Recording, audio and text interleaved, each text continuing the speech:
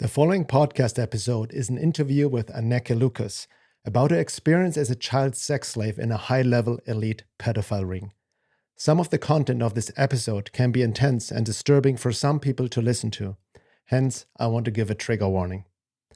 However, what I found most inspiring about Anneke's story is her healing journey over the years, her strength of spirit, and her courage to speak out about this very important topic publicly.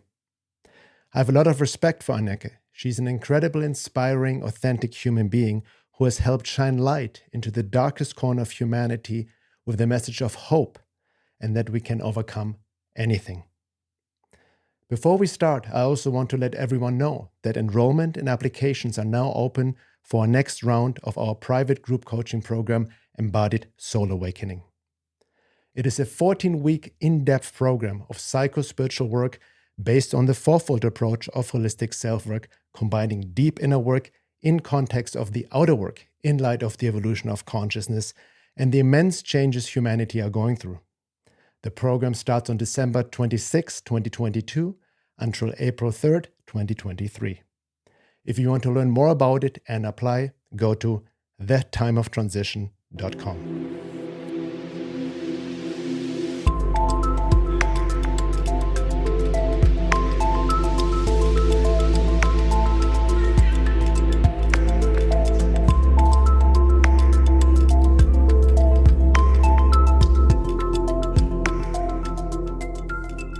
All right, welcome everyone to another episode of the Cosmic Matrix podcast. Today we are host Bernhard Ganther, and I have a very, very special guest, and even I would say an old friend coming on this podcast, and it's Anneke Lucas, and she just released her book, Quest for Love, Memoir of a Child Sex Slave. So this is a heavy topic we're going to dive into, and many people may be already aware of my audience who, I've talked about before your case. And before we dive into it, I really wanted to share that, we have been connected already since the early 2012, 13, we first connected. And I want to just give the audience quick the backstory, because I remember when I did a lot of research in my work as well, looking into the dark side, pedophilia, elite pedophile networks, and all of that satanic ritualistic abuse, which is not an easy topic to research at all, right? It is not for the faint-hearted. But I remember in 2011, I came across a German documentary with English subtitles about a sexual ritual abuse in France, a pedophile ring. And that also included interviews with 3 different of the child victims. And it was very disturbing, very revealing. But I'm also like, we need to make the darkness conscious. We need to be able to talk about it to show what's really going on. And I remember around that time when I posted, you actually commented on the post, and then we started messaging, and we started actually talking on the phone before you came out more publicly about your story. And we had a great connection. And I remember sharing some of the details, very horrifying, of your own experience. But then in 2014, you wrote an article, I forgot the title, but it was on the Elephant Journal article, where you kind of came out with your own experience, and that kind of like opened the floodgates. And I remember also in our communications, 2012, 13, that you were saying that you're in the process of writing a book, and I think this is it right now. And I also want to mention real quick, because you said like you already wrote most of it around 2004, right? It's in your introduction, but even the publisher back then, this is too heavy, we're not ready for this. But with the times we're in right now, and that's like I like to say, even the silver lining, with the craziness, what's going in the world, like there's so much craziness, we know that right now, and darkness, but it's coming up to the light. And, it's almost an opportunity I see to bring us up your experience, what you have shared, and what's really going on in the world. So, really want to talk about the content of the book, what you've been through and all of that, but also most importantly, your healing journey. So with this longer introduction, Anneke, I'm really happy. I'm really grateful to have you on the podcast. Thank you so much for coming. Oh, yes, my pleasure. Yes, and thanks for having me. Absolutely. Excellent. Beautiful. So I want to also give fair warning in a sense, what you even wrote in the book, the important notice, there's a general trigger warning for intense material such as extreme child neglect, sadism, sex trafficking, and graphic description of sexual, physical abuse, violence, and murder. So I want to give a fair warning because it can, for certain people, evoke a trigger. But I think it is important to bring this story to light. So, basically the way you frame this is like from your own experience, it's like really coming face to face with what you call the world's greatest curse, which is the abuse of power. And how powerful people have been abused. And it starts probably, the abuse of power starts right away with your mother, who basically kind of, gave you over to this elite pedophile ring. So maybe let's give the audience, who are not familiar, in kind of overview of your experiences of this elite pedophile ring in Belgium, how it started, and also eventually how you escaped or got released. Oh, thank you. I'll try. So yes, I was born in Belgium in 1963, and my mother was single. And we were in Brussels. So the first 3 years, she did start to abuse me immediately after birth. And but she also had a job, and so gave me to a caretaker every day who was very loving. So I had this dichotomy, the mother who was abusive, extremely dangerous, and then the caretaker who was actually very loving and very caring. So I had both the sense of what it's like to be human, being adored, being loved, being cared for particularly, and being able to be myself, if you will.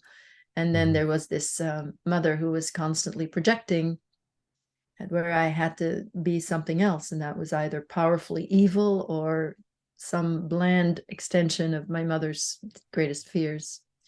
So I lived with that split from the beginning. And my mother married when I was 3.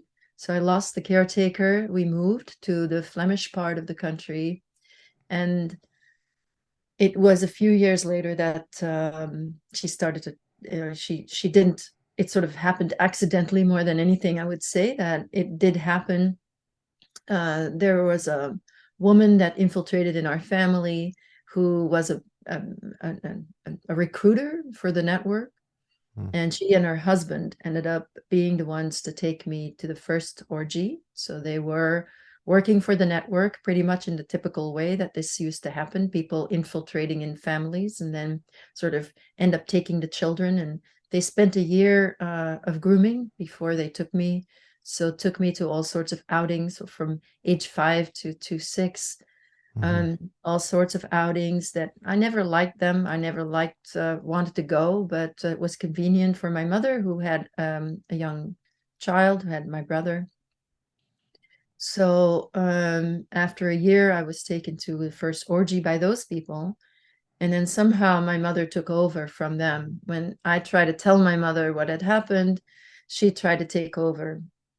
So those years, 5.5 years to be exact, I say 5 years, 6 years, in the network from age 6 to 11, I was subjected. So it was in the Belgian network. So first I was considered a throwaway child, if you will. That's to say that my mother had given me up, so anybody could do anything, and that included killing if they wanted. So that didn't quite happen, and I was, though, in situations where that was made very clear that it could happen. And at age 9, then I was traded up to somebody from the international network. That the Belgian politician who was the head of the Belgian pedophile network was Paul van den Boeinans. He was then Minister of National Defense. He was also Prime Minister of Belgium twice. So he was the big boss, let's say the mafia boss of the network. He gave me to an international networker, someone who was very famous international billionaire. And I, by miracle, I would say, that man took an interest in me and then had me mind control trained in order for me to become his personal sex slave, spy. was creating a platform for me to be a famous French actress, singer. From age 9 to 10, I was being trained for those things all the time. And then I went against him after a year. So again, this training was both I was both getting attention that I'd always needed, and I was being considered special, and so there So was a lot that part of you trusted these people, right? Because of the lack of love you experienced in your childhood. right, And this right. person you're referring to, is it by any chance this protagonist you named Patrick? Is that the No, guy? That was no, somebody else. this was someone else. This was someone I refer to as the big shot. That Mm-hmm. was an international, like famous name kind of thing, Mm-hmm. who was internationally known. And that the boss of the network wanted to give me to that person around, and this was surrounding the Bilderberg meeting in Belgium in 1972 Wow. that happened. Mm-hmm. So the Belgian networkers did a, a ritual, Mm-hmm. satanic ritual in honor of this person. Mm-hmm. And so one child was killed at this ritual, and I was raped. Mm-hmm. Wow. Yeah. So, like in light of this is really intense information, like just sharing that, and I read in your book, I mean, even just understanding basic trauma, obviously, when you were younger and then quote unquote escaped, you also had to obviously disassociate, blocked out all these memories that were gone, right? I mean, that's anybody who understands trauma, this too. It's actually a necessary survival defense mechanism to disassociate. There's nothing wrong with it. We need it, that kind of helped you survive, right? I did that anyway, absolutely. I went to school during the week quite often, and then eventually the mind control training uses that specifically Oh, okay. Mm-hmm. to make So that, sure that you will not remember, and puts in programs, in fact, that if you start to remember, that's called suicide programming, that if you start to remember that you either think you're mm, crazy and will be treated as crazy, or you think you have to kill yourself, and that yeah. that is so very common. So it's used, the Mm-hmm. awareness of trauma and the awareness of the psychological awareness of the people who were involved in this mind control training is extreme.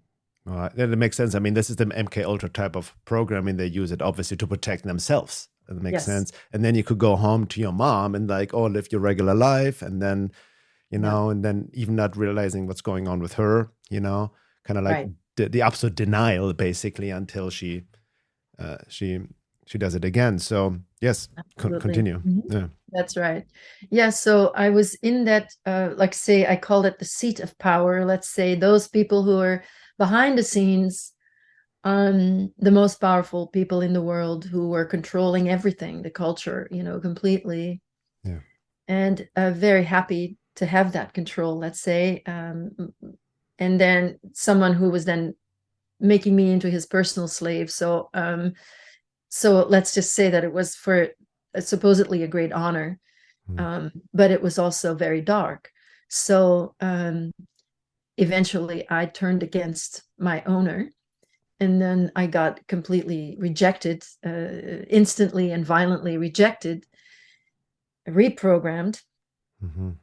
and to sort of thrown back into the network, into the Belgian, the smaller, let's say the smaller branch of the network, back to Belgium. And which is where my book really starts, is when I met this young gangster who then 1 year later, after, again grooming me and then abusing me very badly, got me out of the network. Mm-hmm. That's the character Patrick I just mentioned, correct? Yes. Right. Yeah, in your book. All Yes. right.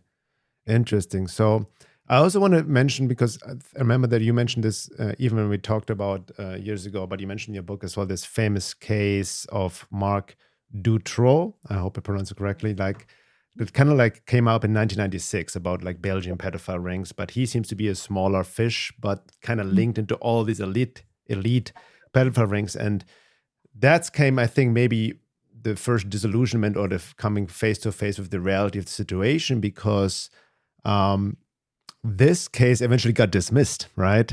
Because all these high-ranking people, like was almost deliberately derailed by the Belgian justice, right? So, what is your uh, basically experience a relationship to like this case, and not being able to bring it out to justice because everybody's kind of like in it, so to speak. Yes, thank you. Yeah, so it's the Dutroux in French, Dutroux. Hmm. That's the name of the pimp for the network who got caught when basically four bodies of children of girls were found in Hmm. Belgium. And he had sort of started to operate a little bit differently from the other pimps who used to infiltrate into families, as was done with me. He had gone and kidnapped children, but then he had no place to keep them Hmm. except his own homes. And so he had literally constructed dungeons in his homes to keep those Wow. children. And then some children died in there when he was, doing a little stint in jail, actually. So two of the girls died during that time of starvation. So Marc Dutroux was caught in 1996, and it was a big thing in Belgium and all of Europe, really. It was also here in US. It was just written about, at least in the New York Times and so forth. Huge scandal. Everyone was speaking about the network because Marc Dutroux himself said he had people in high places that would protect him as soon as he was caught. And then he changed his tune pretty soon after. And then one of the defendants in the Dutroux case was Michel Nihoul. So there were four defendants. It was Marc Dutroux, his wife, Michel Martin, a young heroin addict called Michel Lelièvre, and then finally Michel Nihoul. And Michel Nihoul was higher up in the network than Marc Dutroux. And Michel Nihoul was active when I was being trafficked in the network. And he is the person who I name in my book. And he also, was always, from the moment I started seeing him, which was like 72, 73, he was always the middle person. He was a real brown nose. He really loved Paul van den Boenans, who was the minister, who was basically the head of the network. He was a small-time businessman and then used his connections from the network to whatever scams that he was doing. But he was always called a Brussels businessman. He was very active in many capacities in the network, and he was caught, and then he basically was let off on the most important charge, that was complicity in the kidnappings of these victims. Hmm. So what happened basically, what I remember, that one of the witnesses, they didn't believe her, basically, or was just thrown under the rug. So basically, that's kind of how these obviously every just judge is bought for, basically, to dismiss cases like that. That's why it's so hard to expose it, I would say, right? That's Yeah. Yeah, that case was a big one because there suddenly the whole world was speaking about the elite pedophile network in Belgium. So it was more open than any other network ever was. And I think it did a lot to the country of Belgium, in the sense that to suppress that again took a lot of work. Yes, the victims' testimonies was all cut off from the case before, but then they went public. So then it was a big, job to suppress their believability in the press. That was done very effectively, with mocking and of course ridiculing and also calling them crazy. And then it took 8 years for the case to go to trial, and by that time 30 people died who had any kind of physical evidence Wow. regarding the existence of the greater network. So by the time Marc Dutroux was tried, it was a one-person case, or it was like him and his companions that were tried. Only Michel Nihoul was really the link to the greater network, and then he was let off by the judge, even though a majority of the jury found him guilty for complicity in the kidnapping, which was the most serious charge he had. And then that majority wasn't great enough, so the judge had to make a decision, and he decided that he was not guilty. Wow. Yeah, that's how it works, how they protect themselves. So, I want to talk a little bit about more your experience, and we go later, definitely, because what I find personally most inspiring in your story is your healing journey. And, because that's really what it's all about. Because, in the face of evil, we can easily fall, even like, yeah, there's a victim, but if you get stuck in the victim place, you can never truly heal, right? That's kind of almost a paradox in a sense, right? And then really like going on this journey, and it's a spiritual journey as well, which is really inspiring. But with your case, I mean, like you just mentioned, Bilderberg Group. I mean, this high-end, high elite pedophile ring with people in positions of high power. Obviously, you've come across people who are very, very well known in the public, right? And it's obviously very controversial, as you write, because it involves public people and politicians, positions of high power. And I remember in our private conversation, you mentioned some names here and there. So how did you go about in your own, talking about it, what to choose, like who to name, who not to name, and pseudonym? It can be very tricky. Like, it's also within you the need, like, I need to expose this person, but then if you would do it, nobody would believe you anyway, and all this internal struggle. Yeah, thanks for asking that question. Yeah, absolutely.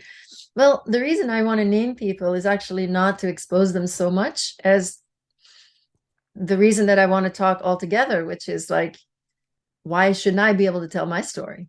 Mm-hmm. And those people are supporting characters in my story. Right. I want to be able to name who they are just because they were there. Yes. And I recognize them and I have no doubt. Mm-hmm. Mm-hmm. But that is it is, of course, very tricky. In 2016, so that article was 2014, and 2013 was the first time I had an interview where I just basically answered the question that was about my work in the prisons. But I was asked a question, I answered it, and then the article was titled, former child sex slave, brings yoga to prisons. That was like the coming out. Really, it was just that I had reached a point where I said, okay, now I'm ready. I just answered the question, and it was out there on a small scale. In 2016, though, a short black and white video that I had agreed to do, where I speak about the Belgian network, went viral. Yeah, I remember that. Immediately, very strange things started to happen. Mm-hmm. People showing up my doorstep. Weird things electronically, weird things were happening as well. And, those are all tactics that it's just everything has sort of helped me to become stronger, if you will. Mm-hmm. But in 2020, I was approached by a lawyer, someone who's actually in my spiritual group, with, a meditation group, someone who really meant well, someone in California who wanted to help me file a lawsuit against this big shot, the international big shot, who, so I would be filing a lawsuit against that estate of a very big name family for all the counts of sexual abuse that had happened. So sexual abuse and more. So because there had been abuse here in New York, it was going to be filed here in New York. And we needed a New York lawyer, but we then sent a draft of the complaint to the lawyers, or directly to the heir, let's say. And as soon as that happened, many things started to happen. So because then, of course, if that lawsuit would be filed, that name would be public. Right. And the reason I went along with this, it wasn't my idea, but the reason I thought it would be a good thing to do was because I thought it would be a safe way to name this person. But I wasn't looking forward to being involved in a lawsuit at all, and getting that kind of attention, that kind of sense. Already there's enough sensation around my story that is unpleasant, very unpleasant for me, and it's easy to do, and it's not respectful. Well, that's to say there's going to be so much more sensation, and there's going to be such a big machine put in motion to discredit me then.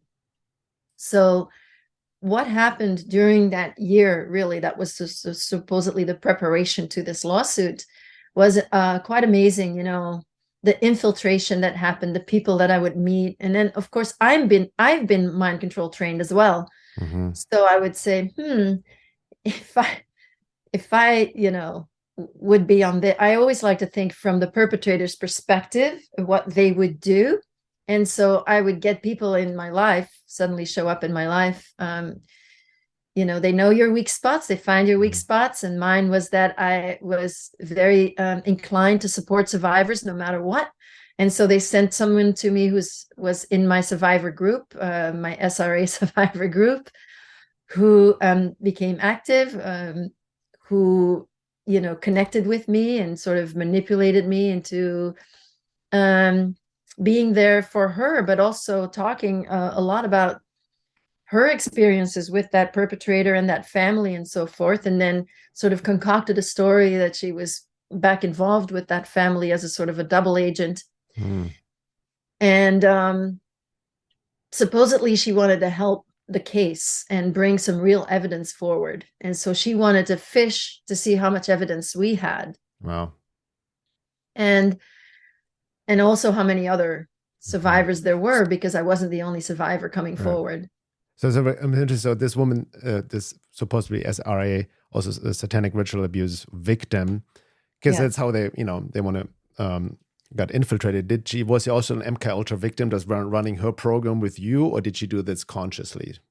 Well, she was running her program with me, so she was doing the things that I was trained to do. Okay, there you go. So you then eventually saw that because of your own. I felt it. Yeah, I felt it from the beginning. So I was cautious, but not that cautious, because emotionally she kind of had me on my weak spot, which was that I'm going to support survivors. So it took a while for me to untangle, but I did learn a lot from that experience, from being infiltrated by someone who was trained like myself. And something I can say of it is that we are grounded in reality, right? We are grounded in the relative reality of the physical. So that is very important. And when we have any kind of feelings and attachments, they should be grounded in physical reality. So when someone shows up who's mind control trained, or the same as if an actor is acting a part, the emotions are all there, but it's not grounded in reality. And that is the difference. It seems very real in the moment.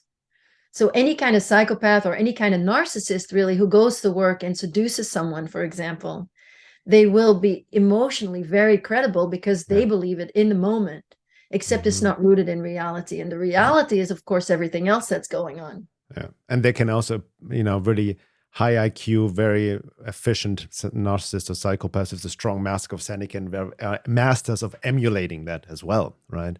And it's not so much emulation. I wouldn't call it that. But it's rather, for the mind control at least, that, and actors also, that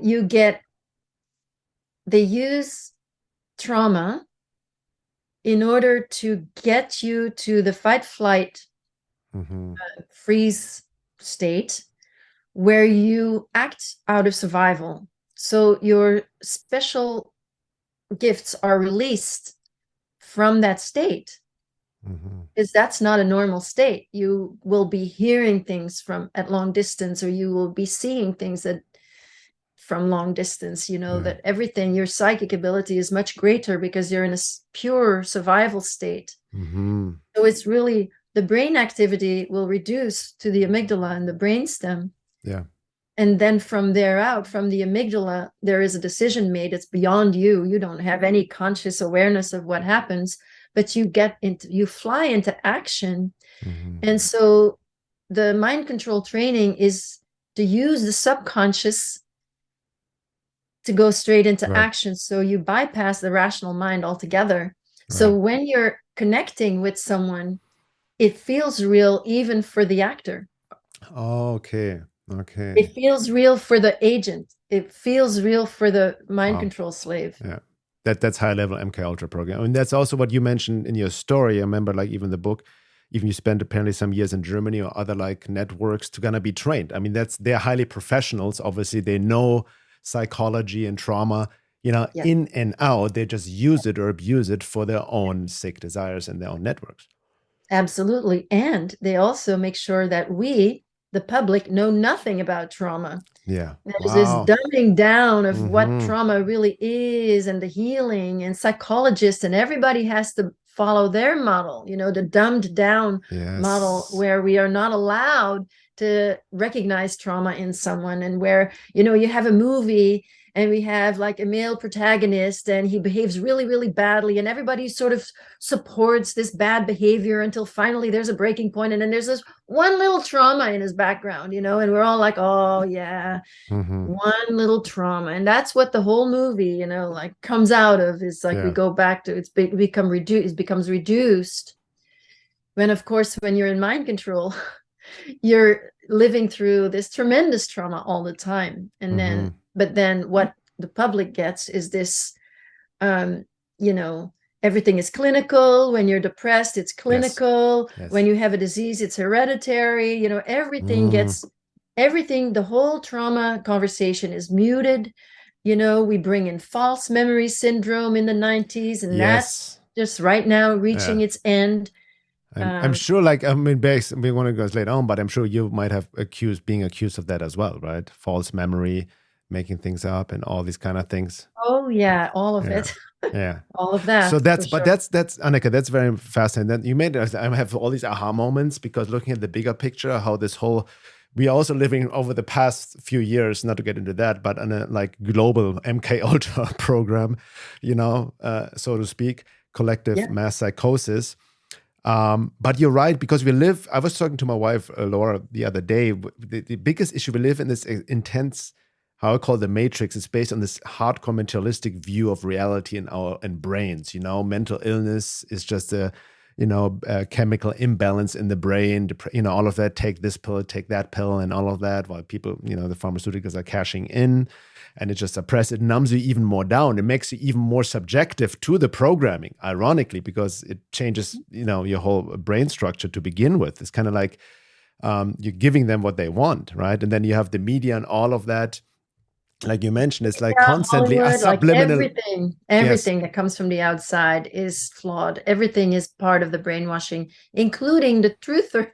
A lot of yes. what we get from the truthers is Ah, also thank you so joy. much for saying that, and because I've been like, I had, like, it's ironically, for past few days I've gone on my own rants, and like, because I'm like, I've been in this, like, speaking about truth and all of that. But for me, it was always clear to combine the inner and outer. We need to be aware what's going on, but engage the inner work, the psychological inner work, my own childhood wounding trauma in different ways, my own stuff, my shadow projections, and all of that. But Yeah. you're right, there's all so much nonsense and manipulation and brainwashing in the mainstream media, but there's so much nonsense in the conspiracy movement as well, which I've especially, like, as more people have gotten quote unquote red pill of the past few years, and you're just glued to the screen like the armchair conspiracy theorists, and they have no discernment. It's just like insanity. So thank you for speaking on that, because I feel that's actually ironically a program as well that is running, to keep people stuck in this whole paranoid black pill conspiracy movement. And I think you're a great example of, like, no, these are things that happen. How can I heal from it? How can I use it for healing, and see this in my own journey, not only psychologically and spiritually, which I want to get into as well. But I want to just quote you again, because that kind of summarizes what you just said from your book, where you write, survivors of extreme abuse cannot possibly be expected to ever go public, considering the extensive trauma and the obvious potential for re-traumatization, not only from retelling of horrific events, but from the massive uncensored victim blaming that is sure to follow, and I'm sure gaslighting and all of that. Not to mention what you just got into a bit, the threats and intimidations tactics by the network. So speaking about the last part, because that's really fascinates me, because, from my understanding, I've studied psychopathy and trying to understand the mindset. There's trauma, but there's also like pure lack of conscience. And almost the Achilles heel, from my understanding, is that they will never be discovered. They just have this, we will never be caught. It's almost the weak point in this sense, but how, with your story, because I remember you sharing some things, and I don't know if you mentioned in the book, that you even like were threatened, like you have to like even, kill another child, kill each other, like this whole hardcore mind control program to keep you in this Oh no, ring, that is very much in the book. Oh, that's in Absolutely. the Yeah. book. Yeah, Yeah. In because that's fact, kind of like the what main, was the exit as well, right? To get out of the ring. exactly. And that is the main, that is sort of the main thing about the book that I hope can be revealed, is like really will follow the mindset, because I had to, in order to kill, you have to get into that mindset. Mm. That's to say, you mentioned it in the beginning, you don't want to be in a victim state. And I'll go farther and say that you need to be in a victim state in order to do harm. Mm. So for me, at the point where I was exiting, having to get myself into the state that I had to get into in order to perform this killing, which, by the way, that it wasn't a choice so much as the choice was always to do what would be least harmful for the victim. Mm. And in the network, things are set up so that you will very soon understand that the least harmful for the victim is for you to do it. Mm. So you put in these impossible situations where the least harm is for you to do the harm, Right. the most harm, the worst. Mm. So healing from killing is very difficult. And that's what's taken me so long. I'm almost 60. That's what's taken me so long in my healing. And of course, I continue to heal. But to heal from, that knowledge that you've taken a life, that's very challenging because you can't take it back. Yeah. Anything that happens to you, maybe you could revive, you could come back, you're alive, but if you've taken a life, you can't take it back.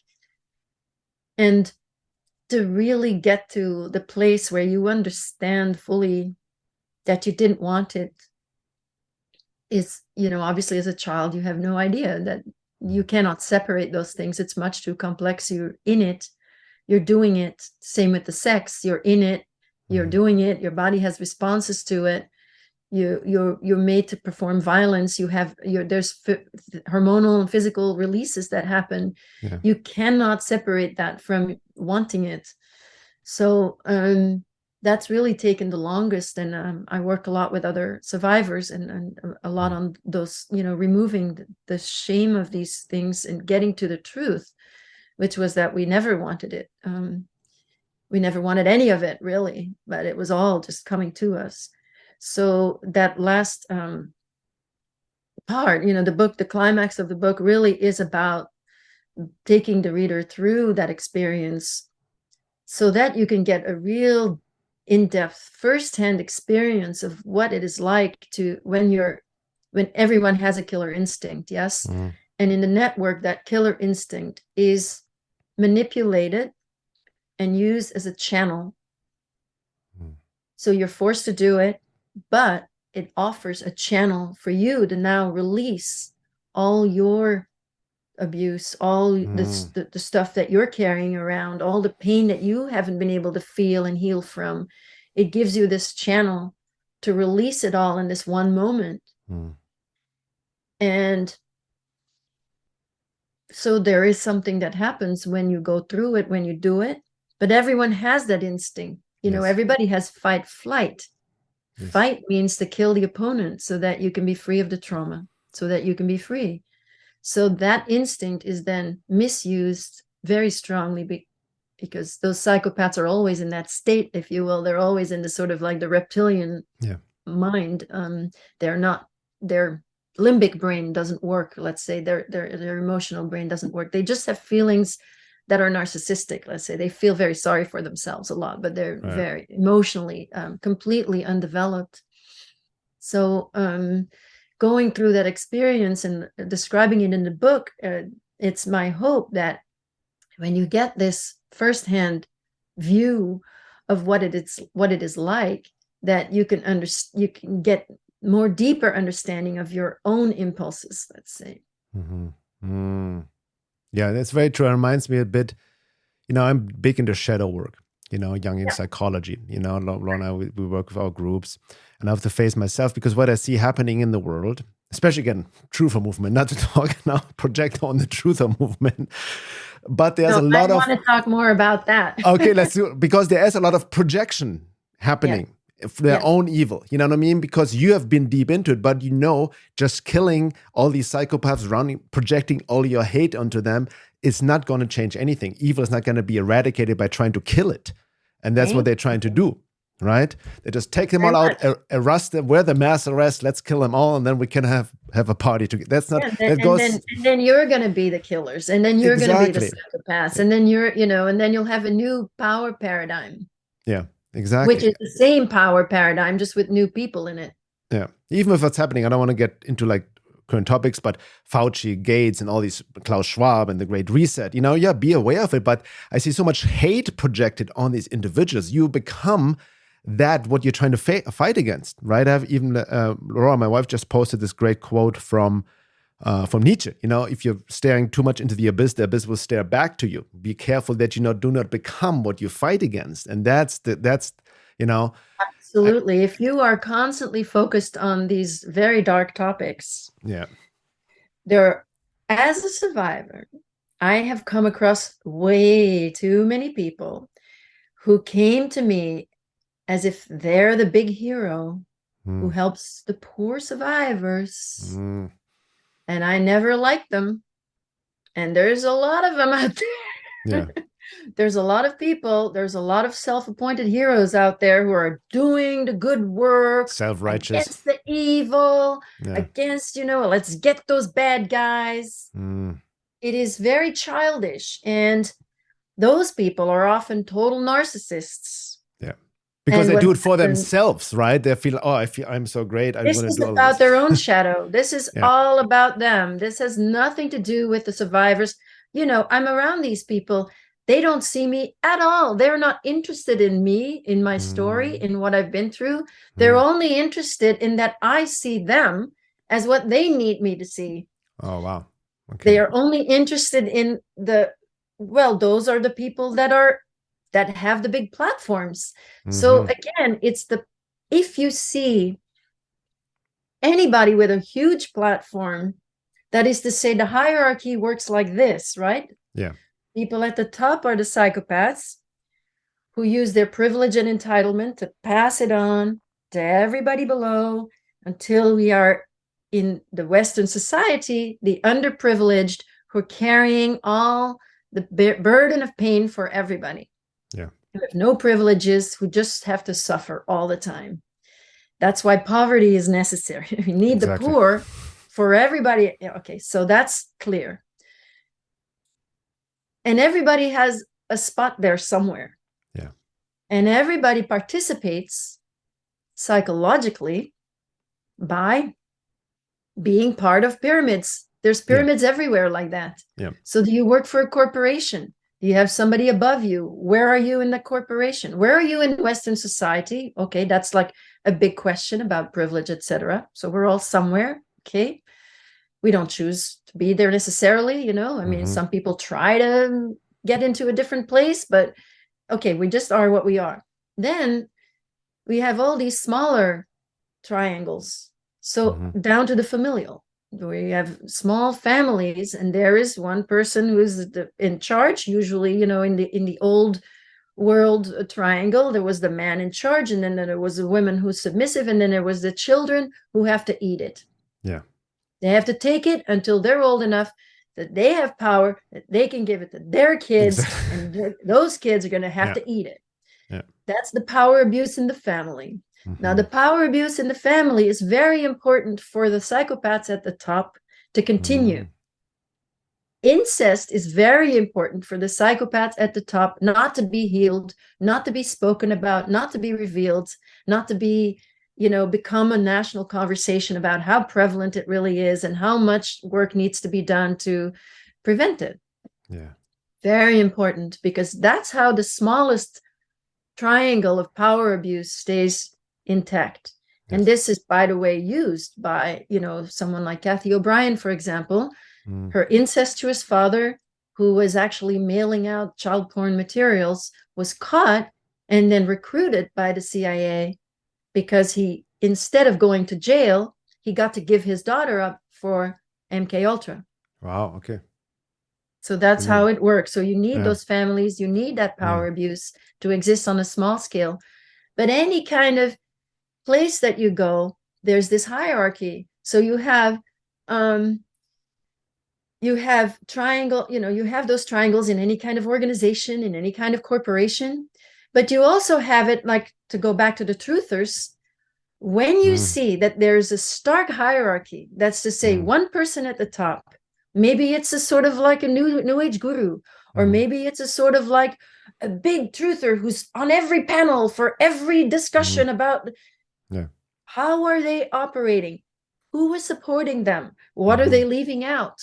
Yes. Because there's somebody out there that I could see right away, total megalomaniac, who very much needs, and I think this must be a mind control slave, because this person, the way they speak, it's like, whoa, that eloquence. Like, I've been trained that way. I know. So that's what I'm saying, like, sorry to interrupt, but that's actually, now you're turning what your own MK Ultra program, which you deprogram yourself from, but you're aware of it, and now your psychic vision has been sharpened basically to see through them, right? To see through the mask. Yes. So this person did something very big on an SRA level, and I didn't trust him at all. And I saw that this big SRA thing that they did, and I can't even name the name because that's a dangerous person, was a mockery. So victims are speaking to a black robed judges. I know what you're talking about. All right. So anyway, this megalomaniac, how does he work? Has like, he's a top of a paradigm. He's a top of a power paradigm where he's the big boss. He's got lots of people working for him, supporting him. Everybody has to say he's so wonderful, he's so great, but never mentions the British Crown. And any survivor that was there that mentioned the British Crown, they got into trouble with him, because that's what he appears to be protecting. Yeah. Not only that, he also has, a big house in the center of London. Like, you do this work, it's not something that's going to make you very rich, I agree with that. I think I know who and what you're talking about. I've seen it as well. And it confirms my red flags, because a lot of, especially in this work, in this truthers, some people like, how, you're quite making way too much money for speaking out about these kind of things. So what's really going on here? But you're right. I mean, the way I see it, this is how the control works. But especially you lure people, and I call it the shit sandwich, excuse my French, but basically the shit sandwich is like, you have, some truth like in the buns, to lure people in, but then it's a disinformation switched and people just swallow it and they get vectored away while, kind of stuck in some rabbit dead all hand, but getting off the path, right? So that's kind of how it works. How you can recognize it is it an old time paradigm? Like, is it like, it's not one person at the top who is like getting all the credit and who's got all these volunteers working for free for them? Yeah. That's how you can recognize it. And I think the key point is also what I think what I see in the truth movement, there's the concept of controlled opposition, obviously, but on purpose. I think sometimes this word is being thrown away too loosely. I have been called controlled opposition, like, because me too. So it's like me too. There you go. You know what I mean? Like, you can't win.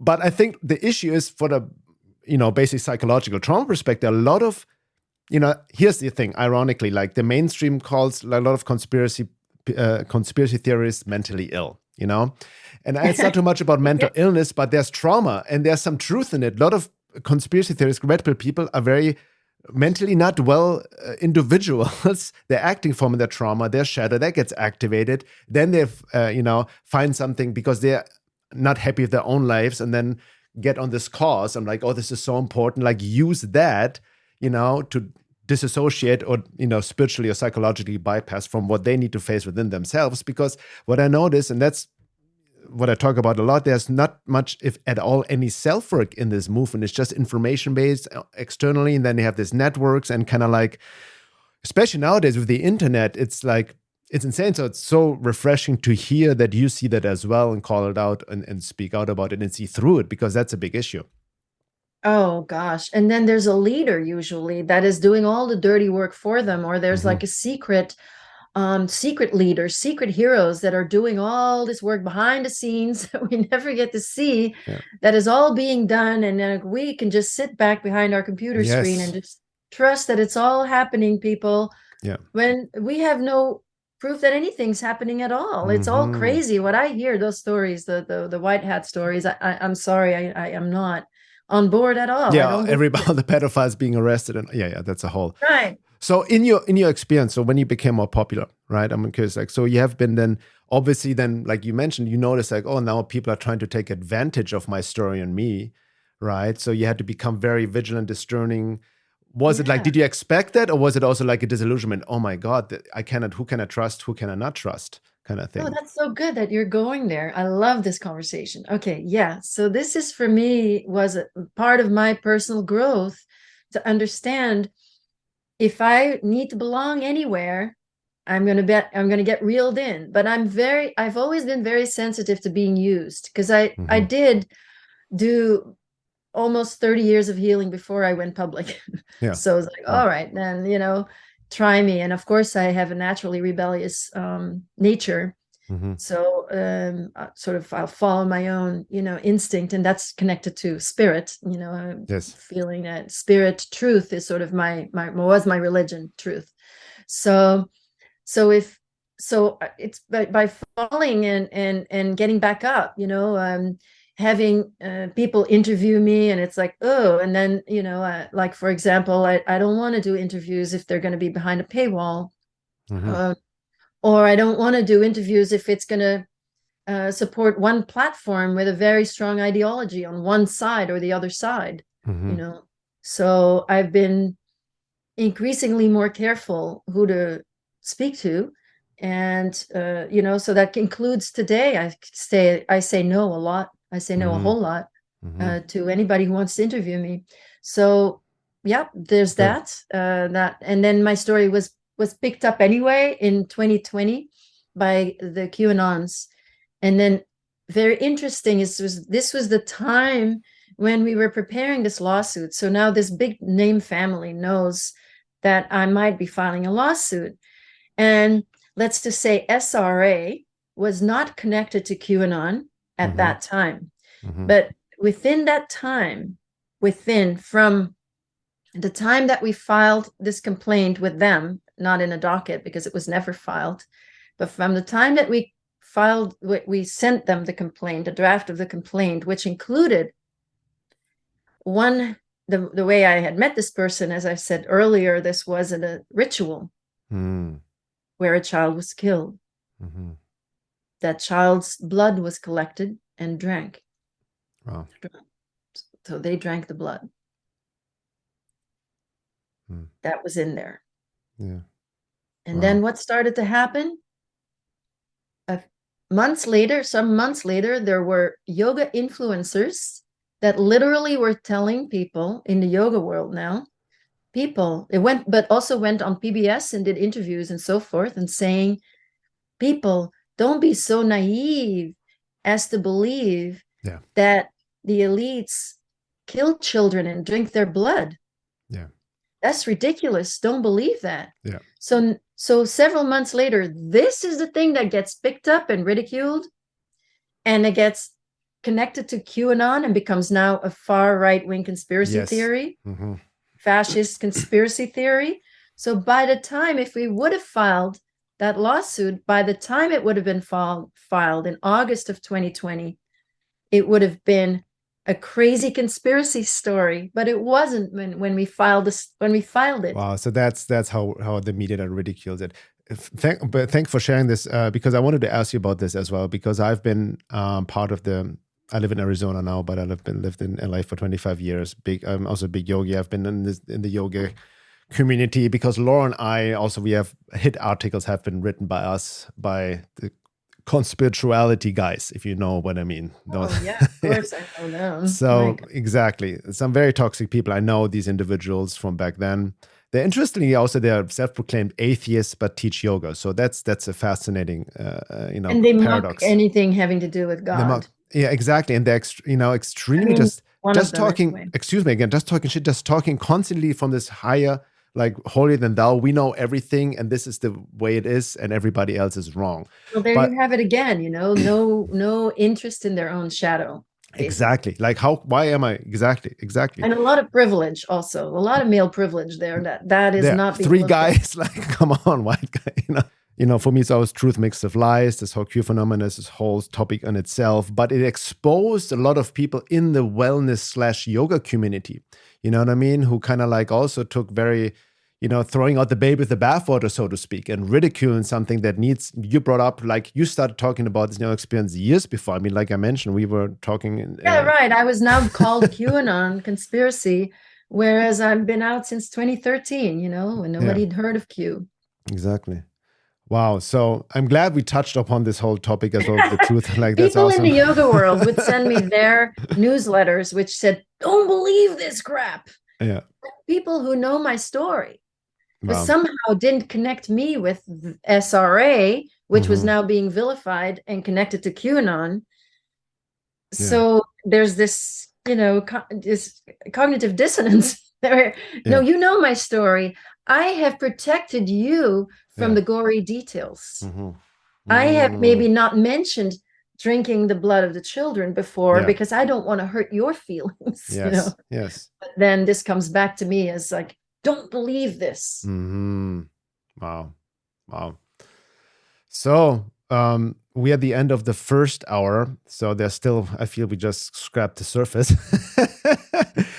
Because I really want to talk more, especially in the second hour. I also want to know the healing journey. And now you have an amazing project going on, which I've been aware of for many years, prison yoga, teaching yoga in prison. I want to hear your spiritual journey, because it's very important how yoga, Paramahansa Yogananda, had an effect on the spiritual journey, your psychological healing journey, trauma work, and all of that, the modalities that have really helped you. Because I think that can help a lot of people nowadays. Because the biggest part, again, for survivors like you is what you mentioned before. And we see this in our work and myself, this internalized shame. Shame is like what keeps everything going, how they used, that's why they made you kill this child. They know exactly how to use shame and guilt against you to protect themselves, because you will never speak about it, may even take your own life, because shame and guilt is what drives people to suicide usually, right? And you really have overcome this. It's amazing. So just for our listeners, again, I want to people really applaud. You can get this on Amazon, I would suppose, that book. Well, you can't find it in a search on Amazon, weirdly, Okay. but if you go to Amazon, the best way is to go to my website, AnnekeLucas.com, and Okay. there are all the links. Yeah. Because it's not easy to find in an Amazon search. You'll find at the moment, you'll only find the Kindle version, which is fine, but the paperback, you'd have to go to books and then do a search. Excellent. So I'm going to link to your website. I'm going to make also direct links to the Amazon book link itself. Quest for Love, Memoir of a Child Sex Slave by Anneke Lucas. Awesome. Thank you so much. So we'll be right back for the second hour. From people who are not members yet, you can sign up at veilofreality.com. Gives you insight into a lot of deeper topics we cannot usually share in the public, especially nowadays. And with that being said, we take a little break and we'll be right back. Thanks so much, Anneke.